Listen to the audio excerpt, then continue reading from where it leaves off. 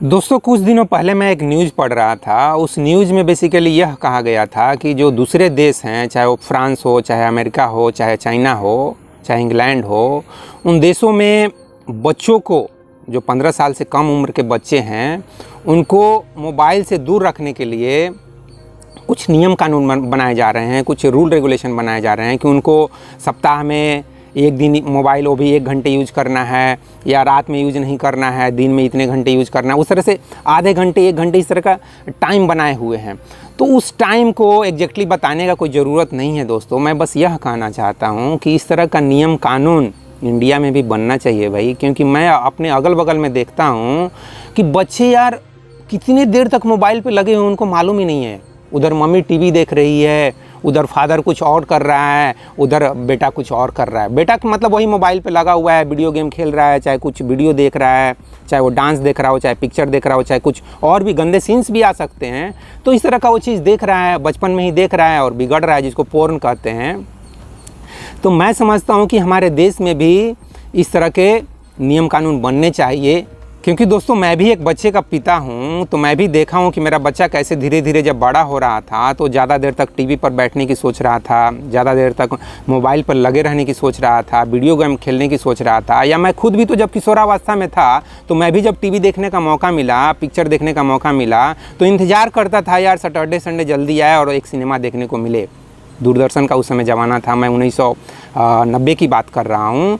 तो यार निश्चित रूप से जो किशोरावस्था है उस समय अगर कुछ आप इस तरह के नियम कानून नहीं बनाते हो तो बच्चे बिगड़ेंगे, क्योंकि उनको सबको यार मौज मस्ती चाहिए, सबको इंटरटेनमेंट चाहिए, खाना पीना मौज मस्ती, यही सब तो करने के लिए इस धरती पे पैदा हुए हैं।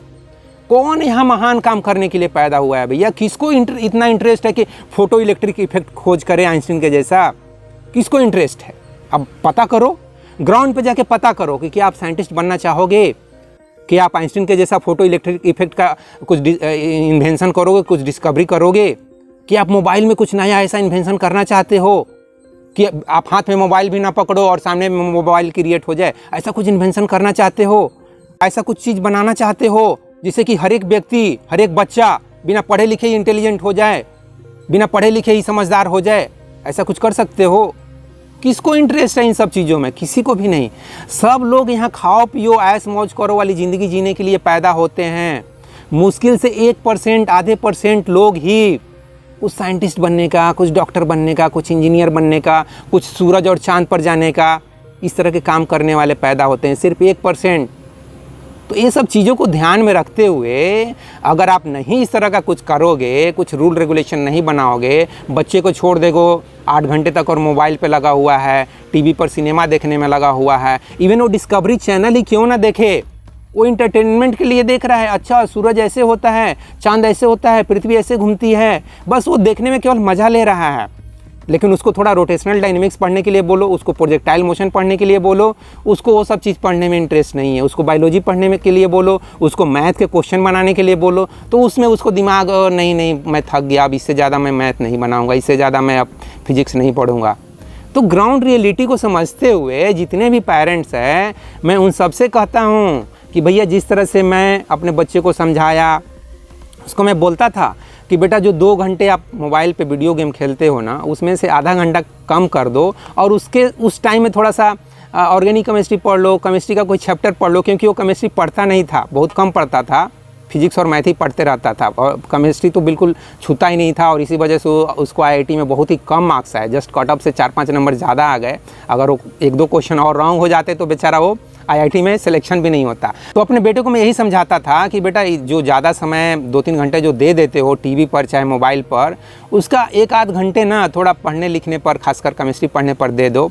बाद में जब बड़े हो जाओगे, जब 25 साल के हो जाओगे, जब पैसे वैसे कमाने लगोगे, उस समय तो यार अपना मौज मस्ती चलेगा ही। तब तो उस समय अपने दिमाग से तुम जितने मन करेगा उतना पिक्चर देखो, सिनेमा देखो, वीडियो गेम देखो, जहाँ मन करता वहाँ घूमो फिरो, जितना मन करता है क्रिकेट खेलो, वो तो करोगे ही।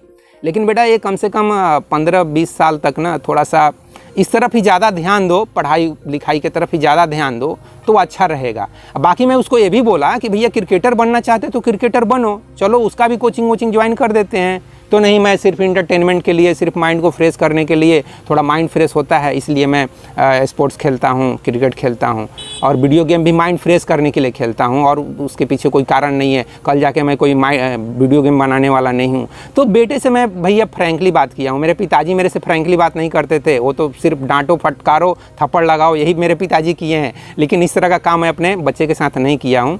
कोशिश 100% किया हूँ उसको समझाने का, और वो समझा भी है। ऐसा भी नहीं है कि मेरी बातों को नहीं समझता था, नहीं केयर करता था, नहीं, मेरी बातों को उसने बहुत ज़्यादा केयर किया है, बहुत ज़्यादा समझा है, और तब जाकर शायद वो आज कुछ जगह पर पहुंचा है।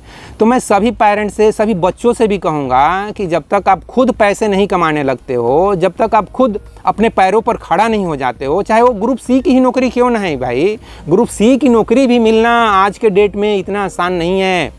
इवन 25-30 हज़ार रुपये महीना में कमाना भी इतना आसान नहीं है। चाहे वो फिजिकल वर्क करके करो, चाहे मेंटल वर्क करके करो, चाहे बिजनेस करके करो, स्टार्टअप कोई शुरू करके करो, इतना आसान नहीं है। 25-30 हज़ार रुपये, इतना ज़्यादा पॉपुलेशन है, इतना ज़्यादा कंपटीशन है, बहुत मुश्किल है। इसलिए सभी बच्चों से भी कहना चाहता हूँ कि भैया इस तरह से अपना लाइफ को बर्बाद मत करो। कुछ पढ़ोगे, लिखोगे, कुछ करोगे, चाहे स्पोर्ट्स में ही करो, चाहे सिंगिंग, आर्ट, कुछ भी करो यार। मैं तो कहता हूँ इस दुनिया को एक दुकानदारी समझो। ये दुनिया पूरी जितनी है ना, सभी लोग यहाँ दुकानदार हैं। तो तुम भी अपना एक दुकान खोलने की सोचो कि मैं कहाँ दुकान खोलूँगा। मैं चाय पकौड़ी का दुकान खोलूँगा, या कोई स्टार्टअप का दुकान खोलूँगा, या कोई वीडियो गेम बनाने का दुकान खोलूँगा, या यूट्यूब पे कुछ करूँगा, या सिंगिंग कुछ करूँगा, या डांस करके पैसे कमाऊँगा, या एक्टिंग करके पैसे कमाऊँगा, या मोटिवेशनल भाषण दे के पैसे कमाऊँगा। जैसा बहुत सारे मोटिवेशनल स्पीकर हैं, वो लोग क्या कर रहे हैं, वो लोग भाषण दे के ही पैसे कमा रहे हैं। या नेता बनूंगा, भाषण दे के नेता बनूंगा और कल जाके पैसे कमाऊंगा। तो आप 15 साल के हो ना, 10 साल के हो ना, उसी उम्र से सोचना शुरू करो कि मेरा दुकानदारी कहाँ है भैया। जैसे कि मेरा जब IIT में नहीं हुआ तो मैं बैंक क्लर्क में 1990-95 के ज़माने में, और क्या था, स्टार्टअप उस समय कहाँ कुछ होता था इतना ज़्यादा। और आज के टाइम पे भी कितने लोग स्टार्टअप कर रहे हैं भाई, सब कुछ नौकरी का जुगाड़ में लगे हुए हैं। ठीक है, तो कहने का मतलब यही है कि कुछ करोगे, कुछ स्किल सीखोगे, कुछ पढ़ाई लिखाई करोगे, चाहे वो कंप्यूटर वाला स्किल हो, चाहे सॉफ्टवेयर स्किल हो, चाहे जो भी स्किल्स हो, चाहे वीडियो बनाने का स्किल्स हो, कुछ ना कुछ सीखोगे। पैसे कमाने के इंटेंशन से ही सीखो कि मेरे को कल जाके 15 साल का, 20 साल का जब हो जाऊँगा, 25 साल का हो जाऊँगा, तो मेरे को यार महीने में कम से कम 30-40 हज़ार रुपये तो चाहिए।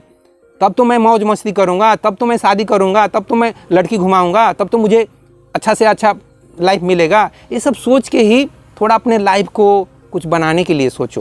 तो इस वीडियो में बस इतना ही दोस्तों। जय हिंद, जय भारत और जय विश्व, जय भगवान। Thank you very much friends.